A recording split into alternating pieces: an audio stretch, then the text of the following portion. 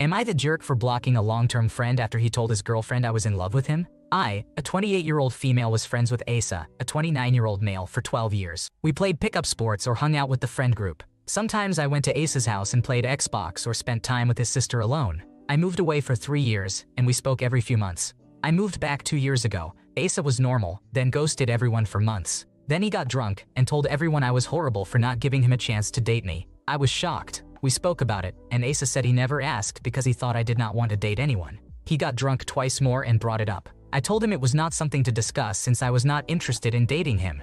I distanced myself and did not see him outside the group. Months later, I saw him and a woman eating. He made eye contact, got up, and left. Another friend, Dan, was there and told me not to give it too much thought. Later, Asa messaged me that he was in a committed relationship and we could not be friends. He apologized for treating me badly, but said it was because he was talking to us at the same time. I replied that we never talked, that I did not want to date him, and that I supported his relationship but felt it was odd since we were in the same friend group. A few weeks later, Asa told me at an event that they broke up. He made sexual passes at me, so I gave him a Kirill what the fuck look and left. Months passed. I did not reply to his texts, which were few but late at night. An acquaintance told me we could not hang out anymore since her friend, May, was dating Asa, and I was the other woman. I reached out to May and assured her this was not true. She told me that Asa confessed who I was. We dated for years, and when Asa chose May, I would not take no for an answer since I was still in love with him. May was uncomfortable and asked him to send that message. They had been dating for 2 years. When Asa texted asking what I was talking to May about, I told him how twisted it was that he was trying to guilt me into dating him for 2 years while he had a girlfriend the whole time. He told his girlfriend I was lying, so I said I was removing myself from the situation and blocked him. Months passed. I noticed others in the group canceling plans, but people are busy, and I have another friend group. I saw Dan yesterday, and he looked awkward, saying he did not want to be in the middle of all that with me, Asa, and May. He was still hanging out with Asa and would not choose sides. I had not hung out with them lately, so I did not know what was being said, but I did not bring this up to anyone in the friend group. I changed the topic, but Dan brought it back to Asa. I said I did not know what was going on because I removed myself from that and changed the topic again. A friend of Dan's interjected and told me obviously I was not wanted around and was embarrassing myself by being there. Dan said nothing. So I said, okay, that's mean, and left. Maybe I messed up. I just feel outcast and blindsided. I feel I have lost a friend group. Am I the asshole for blocking Asa? Asa sounds psychotic. Avoiding all contact with him is the right move. And that's usually a lot easier if you avoid his social group entirely. It's incredibly hurtful to lose a whole friend group because of someone's slander, but unfortunately it happens. If those people really valued you, they would have at least asked to hear your side of the story. Am I the jerk for ruining a golf round in 103-degree heat? Where I live, the heat index was 103 degrees Fahrenheit on Saturday, with a real temperature of 96 degrees. My friend and his wife had a 1:00 p.m. tea time, which my wife and I had previously agreed to. I was out the night before at a barbecue. Although it was nothing crazy, I did get home quite late. By noon the next day, it was clear the weather was going to be unpleasant. My friend is a serious golfer, so I knew he would be going regardless, but I told my wife this was insane and borderline dangerous. She likes to sit in the cart and not play most of the time, so she wouldn't listen. She yelled that it was too late to cancel and that we'd look bad. I said I'd rather look bad than pass out on a golf course. I finally caved and said fine. She is terrified of upsetting other people, but not of upsetting me, I guess. This place had no restaurant or even a drink cart. I guess that's my fault for not checking in advance, but I've genuinely never been to a course without food and drink. I'm not talking about 5-star dining, but burgers, hot dogs, and water at least. They had one water fountain and a vending machine. By the 5th hole, I felt worse than I ever had before. I was soaking wet, sweating from places I didn't know could sweat. There were maybe 10 other people on the course, all playing alone. I doubt anyone played more than 9 holes. When we finished 9 holes, I thought it was implied we were leaving. Nope. So I called an Uber and said I'd meet them at a restaurant when they were done. I sat inside the air conditioning and drank water for 2 hours. My wife stayed with them. Needless to say, she was angry. She said I embarrassed her, etc. What would have been embarrassing was passing out from heat stroke in the middle of a fairway. It escalated further when I pointed out how she doesn't even golf. She puts the cart in the shade and cruises in circles for a nice breeze. I'm still getting criticism for not making the best of it. It was pure hell, possibly even hotter. Am I the asshole here? One addition since it's come up 50 times. Yes, I checked the forecast the day before. It was supposed to be mid-80s with spotty showers. We got high 90s and not a cloud in the sky. Even today was supposed to be below 90 degrees, but it's currently 97 degrees. Weathermen are clowns. It's crazy how some people just don't get how serious heat stroke can be. Playing golf in extreme heat is not more important than looking after one's health. People can and do die from heat stroke, and there should be no embarrassment in prioritizing safety. It's really strange to worry about what others might think when the real focus should be on staying safe and healthy. Am I the jerk for getting mad when I can hear my parents having sex? Here is some context. I, a 14-year-old female, have trouble sleeping at night. I wouldn't call it insomnia, but it is close to that. My parents, a 43-year-old female and a 42-year-old male, know this. I usually fall asleep around 12 to 2 a.m., but at least once or twice a week I can hear my parents having sex. I know this is normal for adults to do, and I'm not saying I never want them to have sex again. It's just that I can hear it loud and clear, and it really disgusts me. They have carpeted floors and a bed that doesn't make any noise, but I can hear my mother moaning really loudly. Some nights the noise level is fine, and I just put on some music in my earbuds, but most nights it is so bad I can hear her even with my earbuds blasting music on full volume. One night I was asleep, and she was so loud she woke me up from sleeping, which is unusual since I usually sleep through most loud noises. This was so loud it woke me up, and I didn't fall asleep until 7 a.m. Another time it was so loud I went upstairs to escape the noise, and I just watched some TV until it was over. I could still hear her from there even with the TV on. I told my mother one night that she was being really loud, and that I could hear them do it all the time. She just denied that she was being loud and told me it was normal. I'm too scared to tell my father because he gets really mad at me when I bring up anything he is doing wrong.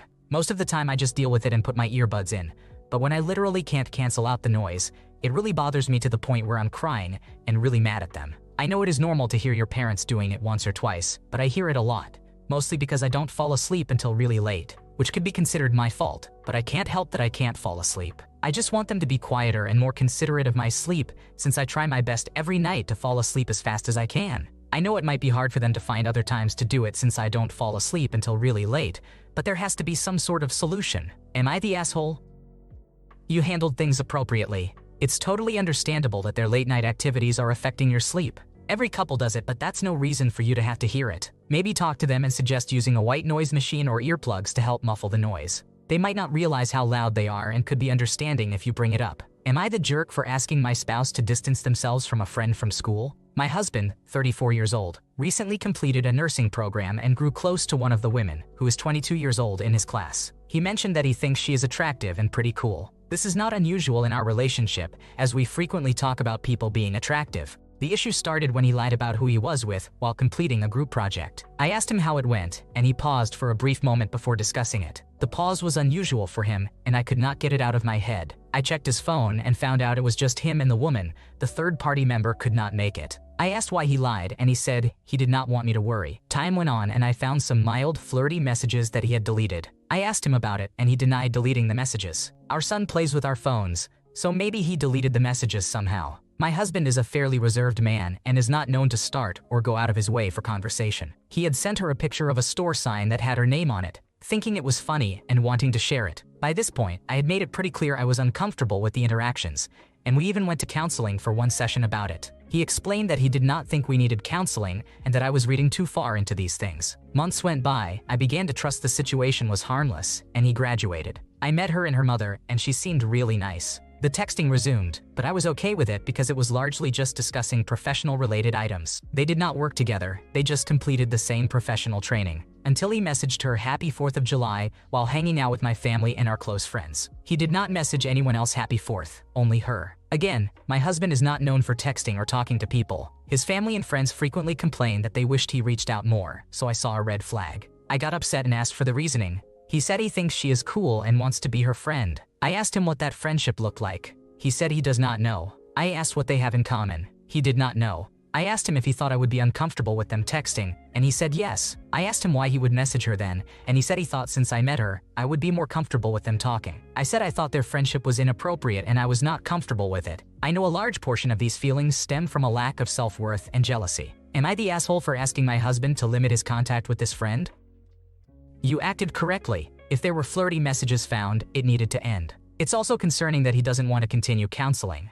Thinking someone of the opposite sex is hot and cool is not really the basis of a friendship. Am I the jerk for leaving my biological parent homeless and alone? My biological father left my mother before I was born. He knew she was pregnant with me, but never made any effort to be part of my life in any way, ask how I was doing, or look in on us at all. 6 years ago, I found him on Facebook. After several weeks of thinking about what I wanted to do, I decided to message him. I made it clear that I did not want anything from him and had no expectations, but would be interested in learning where I come from. We met for the first time, and although a bit on the awkward side, we got along. Over the next few years, we started forming a relationship. We connected at the local pub a few times per week, got together with my wife and children for dinners and holiday events, and played weekend golf. I met his parents, and our social circles overlapped. I also learned that he has a daughter and left her and her mother when she was 3 years old. He no longer speaks with most of his family except his parents. 2 years ago, he started having some health issues and was told that he has very serious liver damage, early cirrhosis. He was informed that if he stopped drinking, he would have some level of healing and could live another 20 years. If not, he would likely be dead in a year. He decided to continue drinking. Around this time, he retired, and we started spending less time together as I did not want my children seeing all of this, and neither did I, honestly. The last Christmas we shared was in 2022, where he was very rude to my wife and really upset my son with a few comments. He meant them in jest, but they did not come off very well, especially to a young child. He has not seen my family since then, nor has he asked about them. His health has progressively worsened, and he now has full cirrhosis with every complication and symptom that goes with it. I found out that his father has been paying his rent and given notice to the landlord, so I am paying to have movers come, box everything up, and put it in short-term storage. This may be a moot point if he does not make it or is moved to hospice, but if he is released, he has nowhere to go. I do not feel like I owe him anything but feel guilty all the same, just as a compassionate human being. I have tried to connect with social workers and speak with the hospital about his situation, but I am pretty sure they just want him out the door to be someone else's problem. If he leaves the hospital or has someone pick him up, I feel I will have no choice but to block all contact associated with him. I can feel the judgment and guilt from him, hospital staff, his friends, etc., that I am not taking care of him. It is not a decision out of anger or spite. I just do not feel any responsibility for him or the consequences of his choices. So, am I the asshole? He's a grown man and has made his decisions over and over again. Just because he was your sperm donor doesn't mean you owe him anything. The fact that you got his stuff packed up and taken care of is above and beyond what you had to do. Take care of your family, the one that matters, and let him figure out what to do for himself since that's all he's ever cared about. Am I the jerk for faking my religiousness to keep my family together? My wife and I have been together for 16 years. We both started out kind of religious. I had a Baptist upbringing, and she had a Catholic upbringing. She is from a predominantly Catholic country, and I am from the Bible Belt. We have 3 children together, age 7, 9, and 10.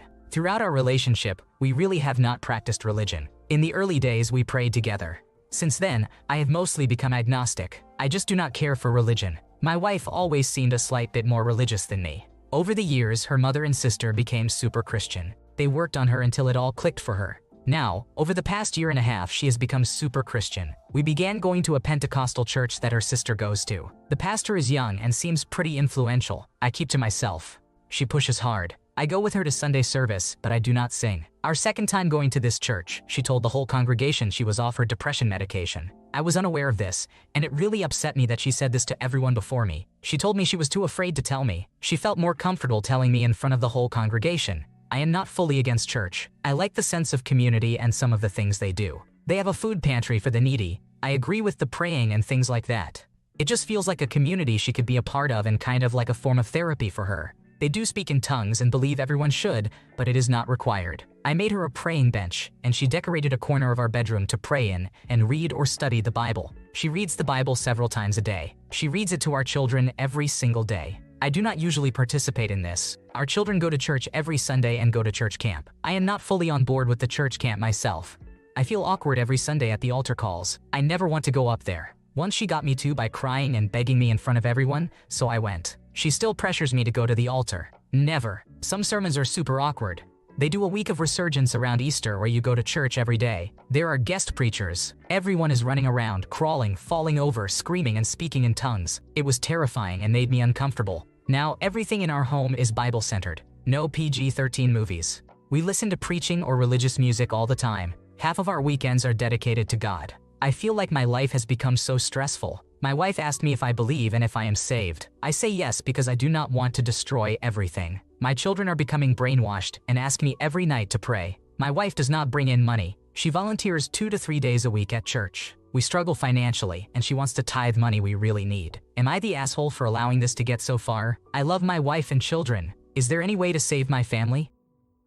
You are the jerk here, OP, for sitting by idly as your wife brainwashes your children. She sucks for pressuring you, but you're doing your kids a disservice. What if one of them is LGBTQ or starts to doubt? It's important to prioritize the well-being of your kids over happy wife, happy life. Thanks for watching. When you subscribe, make sure to hit the bell to turn on notifications so you never miss a video. To finish listening to all the stories, check out the playlist in the description.